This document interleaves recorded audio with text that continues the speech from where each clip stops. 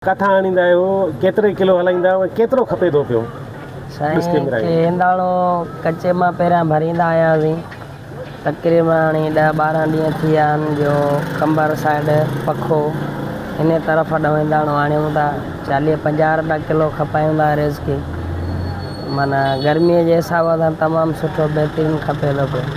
त घणो टाइम हिंदाणो मौसम घणे टाइम हिन जी मौसम तक़रीबन 3 खां 4 महीना हलंदो आहे। हाणे बसि असांजी सिंध जो पंहिंजो ख़तमु थियण वारो आहे। तक़रीबन 5-8 ॾींहंनि जे अंदरि वरी पंजाब वारो आणींदासीं। हितां जो ख़तमु थी वेंदो? हा, पंहिंजो ख़तमु थी वियो, छो जो हिते गर्मी ज़्यादा थी वई, उनजे करे हितां वारो असांजो अगाट्रो बि थियल हुयो हिंदाणो। उनजे करे भलो हिंदाणो किथां जो? हितां जो आहे पंजाब जो? भलो हिंदाणो त ज़मीन जो हिसाबु आहे। हिंदाणो मौसम जो असां वटि पहिरियां थो लहे त असां वटि भलो आहे। मतलब वरी पंजाब जे मौसम जे हिसाब सां वरी पोछाटो आहे, उते थो लहे त उतां जो हाणे भलो आहे।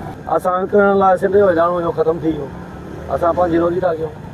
पर उहो सबबु छा आहे जो बागड़ी कंदा, ॿिए खे हुनर नथो अचे? ॿिए खे हुनर सिखींदो त छो थींदो? सिंधी बि कनि था, बीड़े चांदे मूं कनि था, परते सिजावल कनि था, ओस्ते कनि था, हिते सभई सिंधी बि कनि था, बागड़ी बि कनि था।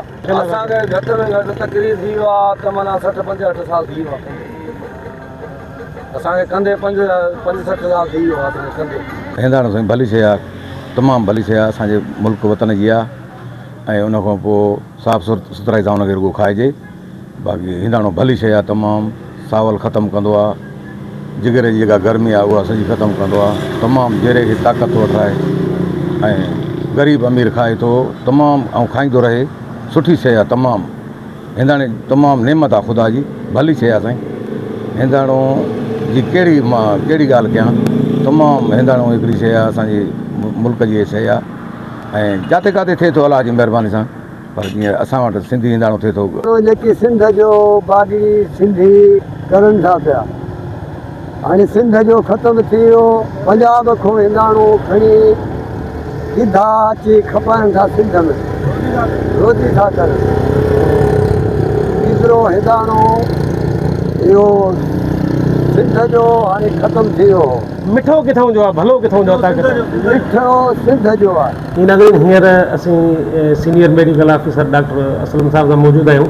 उन खां पुछूं था त हिंदाणो जे बारे में जेकी मनफ़ी राय आहिनि, डॉक्टर साहब सां हिंदाणे सां कोई नुक़सान बि आहे जो मुख़्तलिफ़ तरह जी बीमारियूं फैलजंदियूं ॿी शयूं थियनि? हिंदाणे खे खाइण सां को बि नुक़सानु न आहे। ठीकु आहे न सर? हिंदाणे खाइण सां उहो को बि नुक़सानु न आहे। अगरि उन सां मतिलबु कुझु शयूं जीअं अॼुकल्ह उनखे ॻाढ़े करण जे लाइ इंजेक्शन इस्तेमालु कयूं था थियनि, उन करण सां नुक़सानु थो थिए पियो। हिंदाणे खाइण खां पोइ मथां तकड़ि में पाणी पीअणु, उन सां नुक़सानु थिए थो पियो। ख़ासि करे अॼुकल्ह जेका इहा इंजेक्शन लॻाई पई थी वञे,